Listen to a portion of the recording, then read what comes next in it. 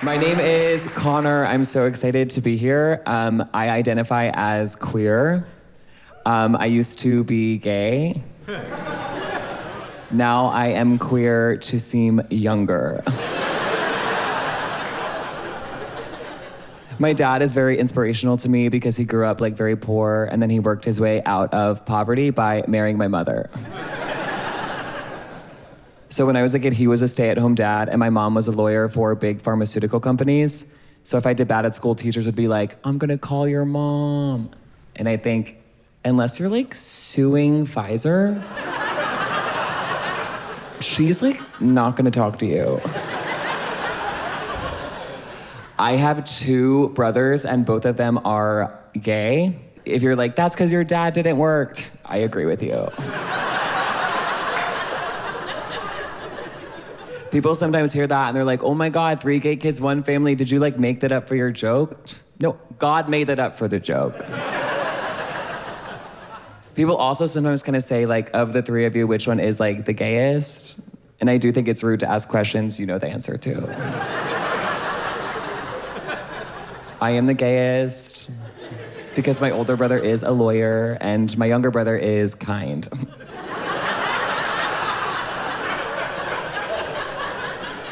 My older brother is more masculine than I am. Like, I found out that he was gay when he told people, and then I found out that I was gay when those people told me.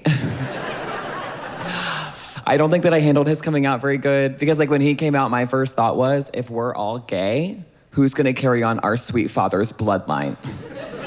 Can you believe that? The stay-at-home dad gene was not built to survive.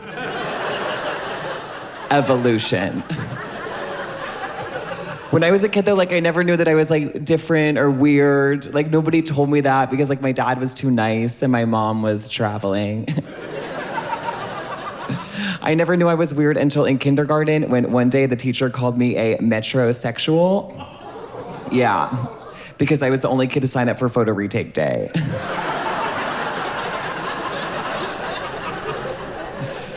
I don't date men like my dad. I date men more like my mom.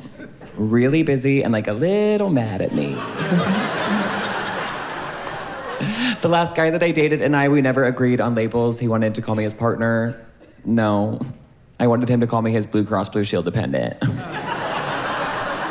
So we compromised on partner in crime.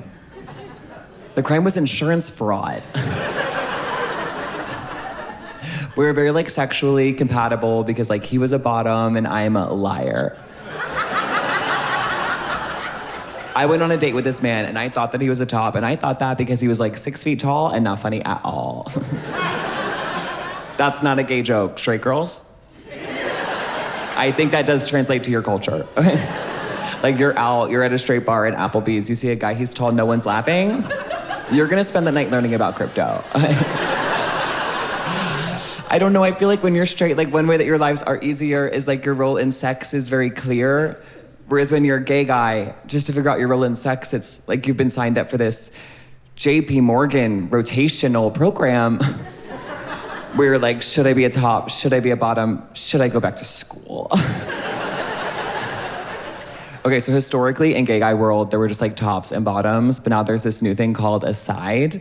And if you don't know, a side is like a gay guy that like doesn't want to have penetrative sex. But then my friend was like, that's not true because blowjobs count as penetrative sex. And it's like, this is why we lost the election.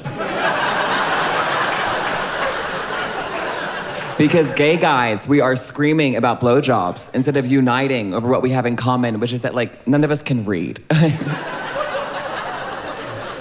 People often say they want a guy with a big dick, kind of like how people say they want like a Peloton.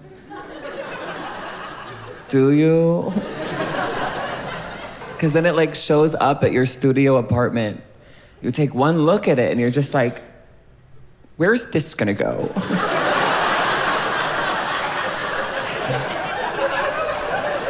Those Bible thumpers that are like, anal sex is not natural, they are bigoted.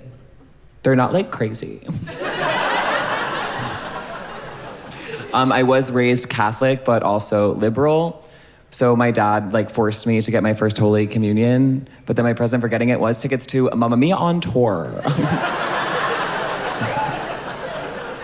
My favorite thing that my dad ever did was one time he took my brothers and me on a boys trip down south so he could see the Atlanta Braves and we could see where they filmed The Notebook.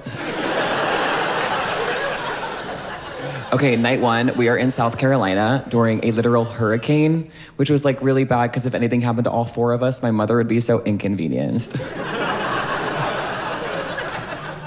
My dad, he gets up, he goes outside by himself because he said he always wanted to see a hurricane in real life.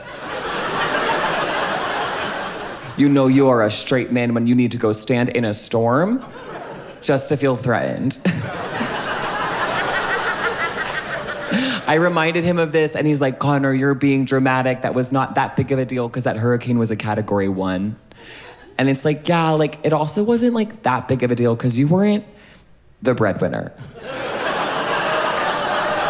Like, if we were to lose our mom, we would be like homeless. If we were to lose our dad, we'd be like home alone. But I love my dad, he's so sweet. Like I came out to him when I was 17 years old and I'm coming out to him and there are like tears in my eyes. And this was like the first time he had seen me cry since the Amanda Knox trial. And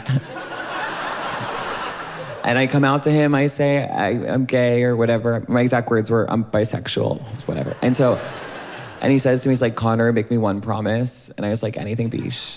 What? And he's like, promise me that you will never do gay porn. I was like, Dad, I did not realize that you thought I was like that hot. I'm Conor, have a nice night.